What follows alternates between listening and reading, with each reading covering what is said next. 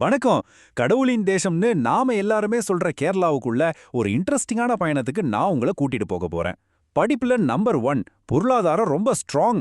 அதுவும் இல்லாம கல்ஃப் நாடுகள்ல இவங்களுக்கு இருக்கிற செல்வாக்கு அப்பாப்பா, மத்த மாநிலங்களை விட கேரளா ரொம்பவே ஸ்பெஷல். ஆனா இந்த செழிப்புக்கு எல்லாம் காரணம் யாரு? யார் கையில இருக்கு இந்த பவர்? ஆமா, இந்த கடவுளின் தேசத்தோட ஒட்டுமொத்த பொருளாதாரத்தையும் கண்ட்ரோல் பண்றது யாரு? இந்த கேள்விக்கு பதில் தெரிஞ்சுக்கணுமா? வாங்க, கேரளாவோட சமூக பொருளாதார அமைப்பை பத்தி கொஞ்சம் ஆழமா பார்க்கலாம். சரி, நாம என்னென்ன பார்க்க போறோம்னு ஒரு சின்ன அவுட்லைன். முதல்ல கேரளாவோட 3 முகங்களை பத்தி பார்ப்போம். அப்புறம் மலபார் மாப்ளா முஸ்லிம்கள், மத்திய கேரளாவோட நஸ்ரானிகள், கடைசியா தென் கேரளாவோட செல்வாக்குன்னு ஒன்னொன்னா பார்த்துட்டு ஃபைனலா யார் கேரளாவோட பணக்காரர்கள்னு கண்டுபிடிக்கலாம். முதல்ல கேரளாவோட 3 முகங்கள். கேரளாவோட செல்வத்தை பத்தி புரிஞ்சுக்கணும்னா நாம முதல்ல கேரளாவை 3 தனித்தனி பகுதிகளை பிரிக்கணும். ஏன்னா ஒவ்வொன்றும் ஒரு தனி உலகங்க. வடக்கு கேரளா, அதாவது மலபார், அப்புறம் மத்திய கேரளா, கடைசியா தெற்கு கேரளா. இந்த 3 பகுதியும் வெறும் மேப்ல கோடு போட்டு பிரிக்கல.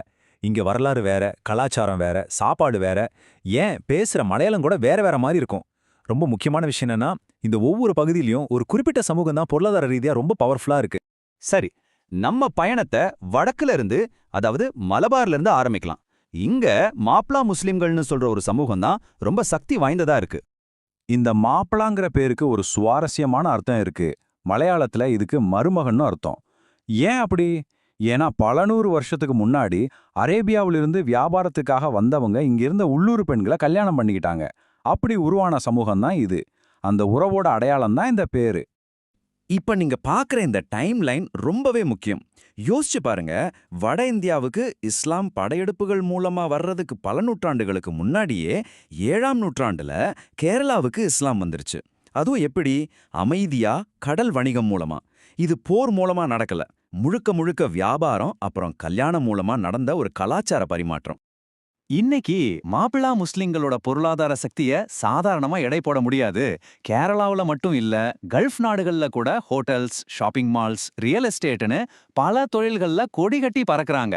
குறிப்பா மலப்புரம், கோழிக்கோடு மாதிரி மாவட்டங்கள்ல இவங்க தான் பெரிய லேண்ட் ஓனர்ஸ். அரசியல்லையும் இவங்களுக்கு பெரிய செல்வாக்கு இருக்கு. இந்த சமூகத்தோட உலகளாவிய வெற்றியை பத்தி சொல்லணும்னா ஒரே ஒரு பேரை சொன்னா போதும்: யூசுப் அலி. அவரோட லூலு குழுமம் இந்த சமூகத்தோட வியாபார திறமைக்கும் குளோபல் ரீச்க்கும் ஒரு பெர்ஃபெக்ட் உதாரணம். சரி, வடக்குல இருந்து நம்ம வண்டிய மத்திய கேரளாவுக்கு திருப்போம். இங்கே ஒரு பழமையான ரொம்ப பவர்ஃபுல்லான சமூகம் இருக்கு. அவங்க தான் நசராணிகள், அதாவது சிரியன் கிறிஸ்துவர்கள்.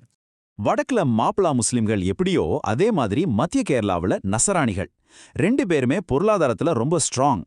ஆனா அவங்களோட பவருக்கான சோர்ஸ் தான் வேற. மாப்பிளாக்களோட பவர் கல்ஃப் பணத்திலையும் வியாபாரத்திலையும் இருக்குன்னா, நசராணிகளோட பவர் மீடியா, படிப்பு, அப்புறம் நிலம் இதுல இருக்கு. இந்த சார்ட்டை பாருங்க, உங்களுக்கே புரியும்.